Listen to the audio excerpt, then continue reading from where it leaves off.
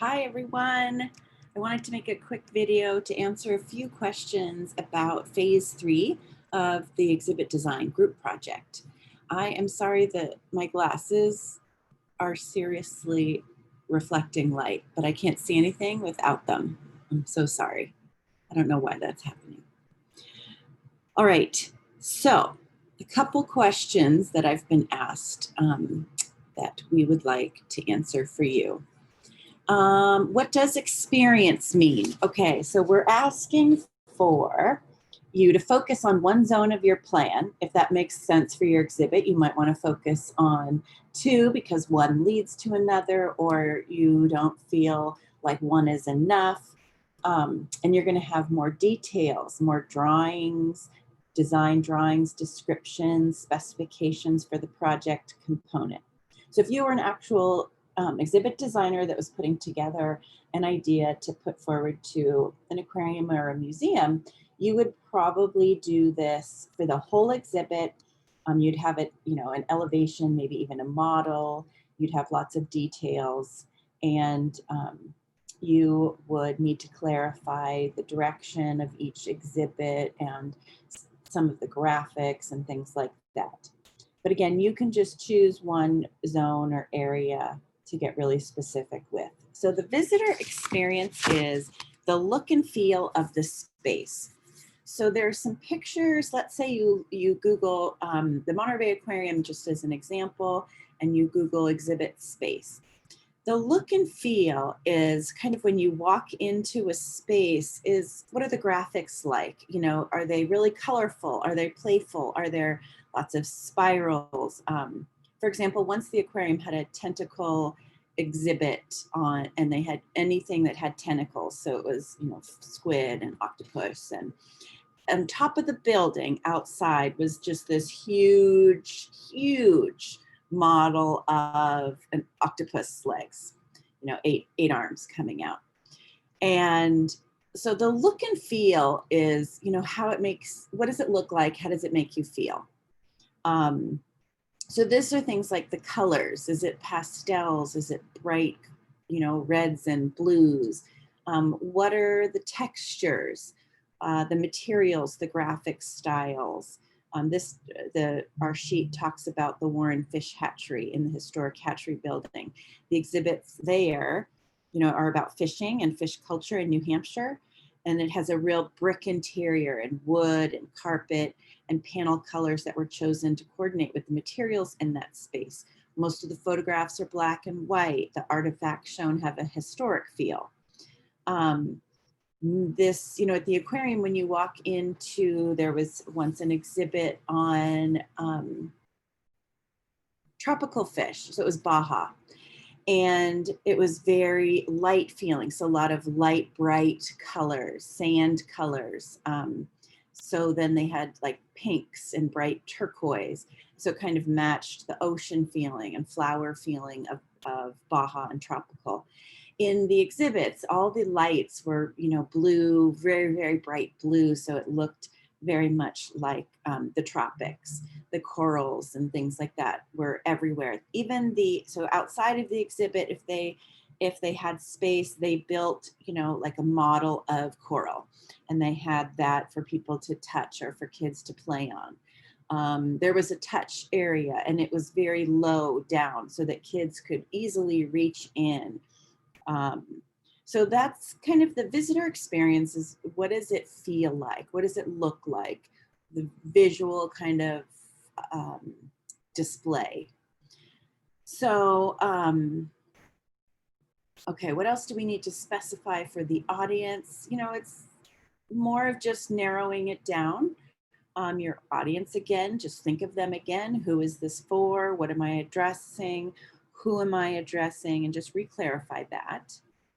The methods and modalities differ from the proposed methods of interaction a little bit. So the method and modality for each experience is what are the methods and modes. So for this, you can tell us what type of thing is going to be interacted with, what is going to be read, what is going to be Is there going to be a touching area? Is there going to be a moving something area?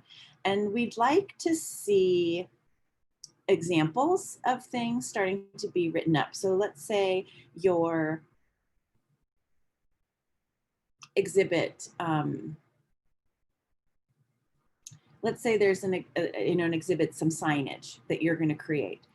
It would be great if you knew how to use some sort of program that you can design and show us, like the font, the format, some of the colors that you would use, what it would look like. You can even do it in PowerPoint. You can type it in there. You can make a border. You can choose what font you're going to use. You can put a background color.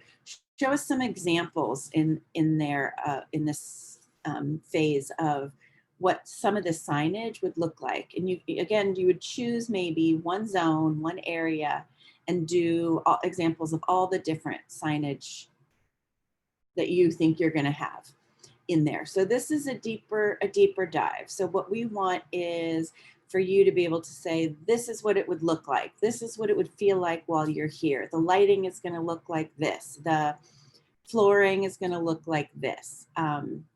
So let's say the method and modality for the experience, you're doing a deep sea exhibit. You might have really, really low lights in that area. You might have walls that are painted black so that it feels like you're in the deep sea. You might have lights on the ceiling and maybe on the sides of the walls so it feels like there's some maybe bioluminescence type things. So you can get really detailed in there. There's also, for the method and modalities for each experience, it would be great if you did it for each area.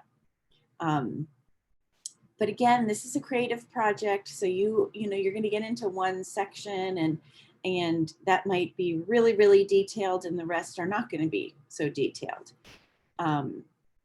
Voice is who is speaking to the visitor as they move through the exhibit. So, and we have a note, apply what you learned during interpretive writing. So maybe when you go through, let's say, the jellyfish exhibit at the aquarium, the voice that you read, when you read all the exhibit labels, there's a specific voice that's coming through, and it's kind of playful. It's, in one drop of ocean, there's all these amazing creatures. And that's kind of on the wall in one section, big, bright blue lights. And then as you read, the panels about the jellyfish, it is more of kind of like a playful voice. There's also, maybe the voice might be a very scientific voice. Maybe the voice is, one group, has like a mascot that's bringing them through. Maybe it's a silly voice, like a cartoon character voice.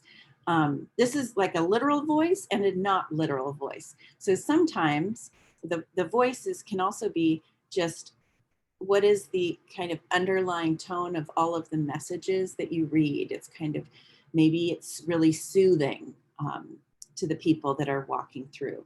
Maybe the voice is more a feeling of urgency as they're walking through.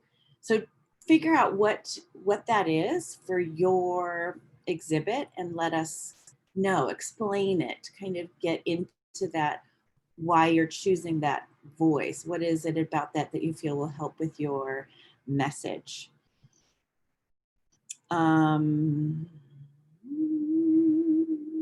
Yeah, so the key content points here are the big idea for this space. What will you learn, or what will people learn and experience here? And we would like to know your goals and objectives for this section of the exhibit. It kind of, a lot of you have done it for different parts of your exhibit, which is great. But this phase 3, this design development, is really making it more specific in terms of choosing one zone that you're really diving into. Maybe you have sketches, you have descriptions, you have specifications, you have materials that you would use to build X, Y, or Z. I hope that helps. Let us know if you have any other questions, and thank you. Hope all is well.